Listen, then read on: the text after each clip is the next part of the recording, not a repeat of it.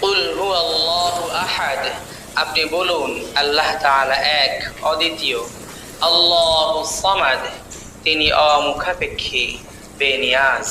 লাম ইয়ালিদ, তিনি কাউকে জন্ম দেননি। ওয়ালাম ইউলাদ, এবং কারোর থেকে জন্মগ্রহণ করেননি। ওয়ালাম ইয়াকুল লাহু কুফুয়ান আহাদ, এবং তার সমকক্ষ আর কেউ নেই। সুবহানাল্লাহ। এই হাদিসটা আছে সহিহ মুসলিমে, খণ্ড নম্বর 2, বুক অফ সালাহ, হাদিস নাম্বার 1769। আমাদের প্রিয় নবী বলেছেন যে তোমাদের মধ্যে এমন কেউ কি আছে এক রাতে কোরআনের 1/3 পাঠ করতে পারে? একজন সাহাবা বললেন, এক রাতে কোরআনের 1/3 পাঠ করা কিভাবে সম্ভব? নবী তখন বললেন, পড়ো কুল হুয়াল্লাহু আহাদ, মানে সূরা ইখলাস, অধ্যায় নম্বর 112, কারণ এটা কোরআনের 1/3।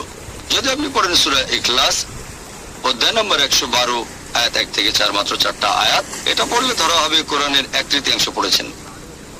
আরো একটা হাদিস আছে মাসনাদ আহমেদে, খণ্ড নম্বর 3, পৃষ্ঠা নাম্বার 437। এই হাদিসটাকে সহিহ বলেছেন শেখ